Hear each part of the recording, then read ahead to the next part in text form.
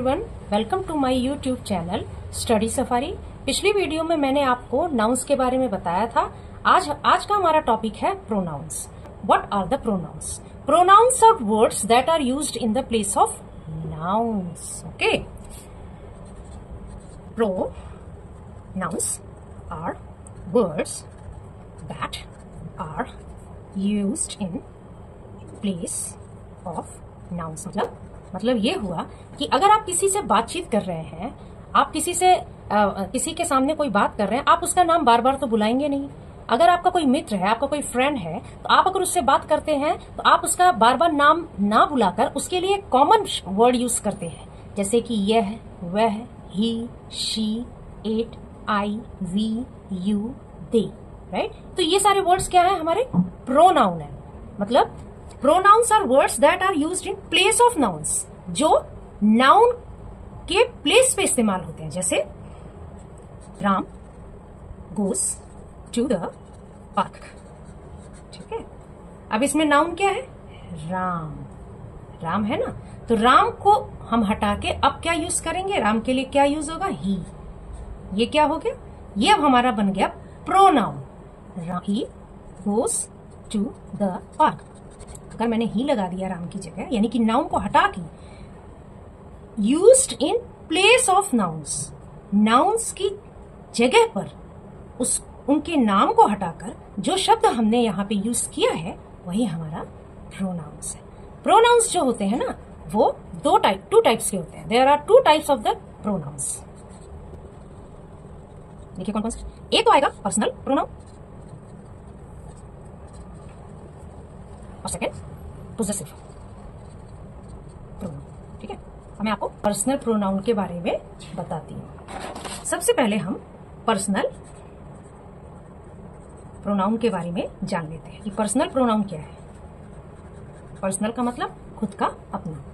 Personal pronoun जो है उसमें सब्जेक्ट एंड ऑब्जेक्ट दोनों को हम सीखेंगे। पहले हम सबसे पहले लेते हैं सब्जेक्ट। सब्जेक्ट में कौन कौन से प्रोनाउंस आते हैं? And object. ठीक है, सब्जेक्ट में यानी कि जो नाउन की जगह जो प्रोनाउंस लगते हैं वो सब्जेक्ट है। ठीक है, ये हमारे सब्जेक्ट की जगह जो नाउन्स लगते हैं। कभी कभी आपने ध्यान दिया होगा, बच्चों को समझ नहीं आता कि ऑब्जेक्ट की जगह जो प्रोनाउंस रखते हैं तो वो कैसे हम पहचान करेंगे। तो आई जो है सब्जेक्ट प्रोनाउन, जब ऑब्जेक्ट में जाता है तो वो मी हो जाता है। Subject I, object me. And you का यू ही रहेगा। Subject you, object you. She, her.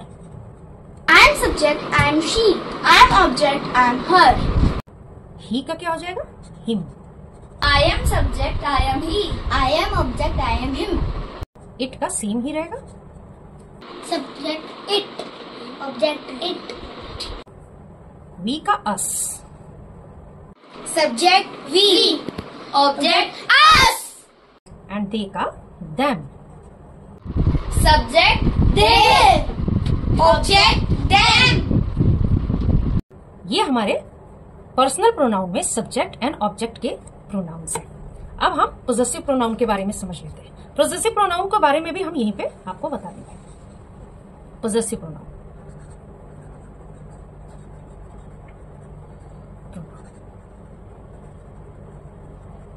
Possessive pronounce क्या है? जो किसी चीज पर अधिकार दिखाता है, यानी यह मेरा है, वह तुम्हारा है, यानी कोई चीज किसकी है ये चीज बताता है। जैसे इट्स माइन, यह मेरा है। दिस पेन इज माइन, यानी कि यह पेन मेरा है। जब मैं माइन बोलती हूँ तो माइन क्या हो गया? हमारा पोजेसिव प्रोनाउन है। इस चीज पे मैंने अपना अधिकार बताया है, यानी कि मेरा है। अगर ये पेन किसी बच्चे का है, किसी लड़की का होगा, तो वो उसका है, ऐसे बोला जाएगा, हर्स। तो इसमें कौन कौन से लेटर आएंगे? देखना, माइन, योर्स,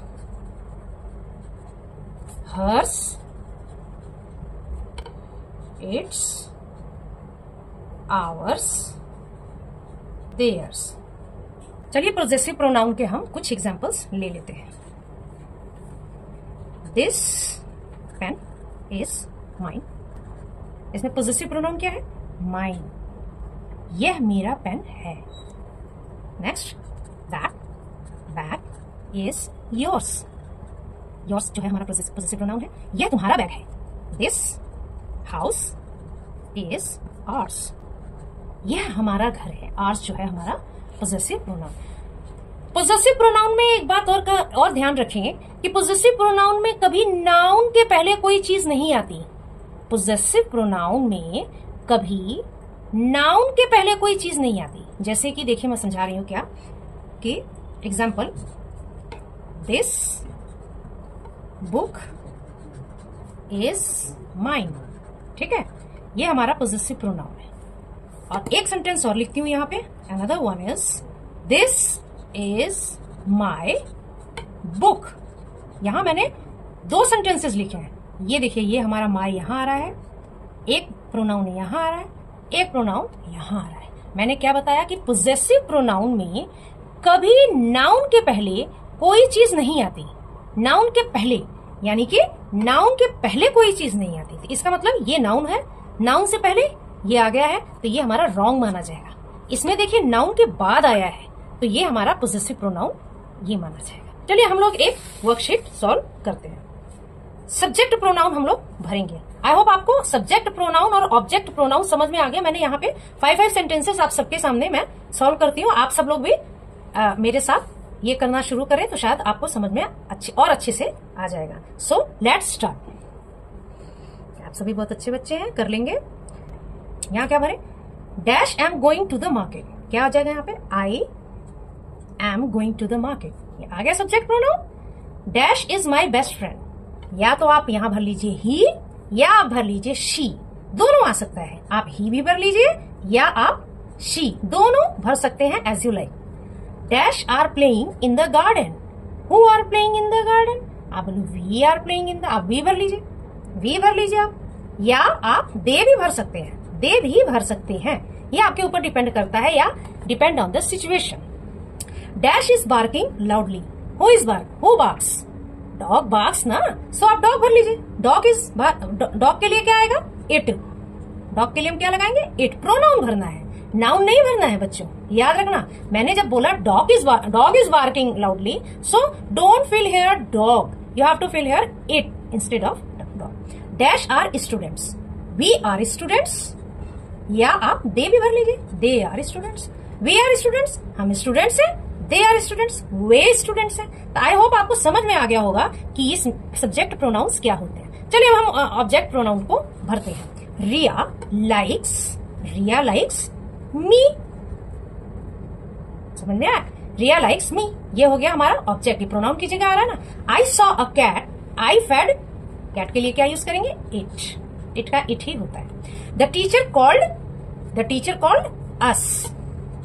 अस भर लीजिए या देम, आप देम भी भर सकते हैं।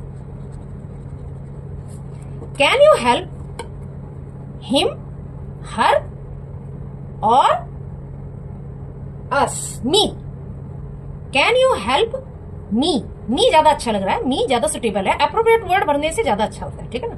This gift is for you. या समझ में आ गया? तो हमने ये वर्कशीट आपके सामने मैंने ये सॉल्व कर दिया है। आई होप कि आप सभी को मेरा ये जो आज का वीडियो है ये बहुत पसंद आ गया और ठीक से समझ में आ गया होगा। ठीक है स्टूडेंट, आप सब लोग अपने घर पे खूब प्रैक्टिस करिए और जितना प्रैक्टिस करेंगे उतना ही ग्रामर पे आपका कमांड होगा। मेरे चैनल को सब्सक्राइब, लाइक एंड शेयर जरूर करें और तब तक के लिए बाय।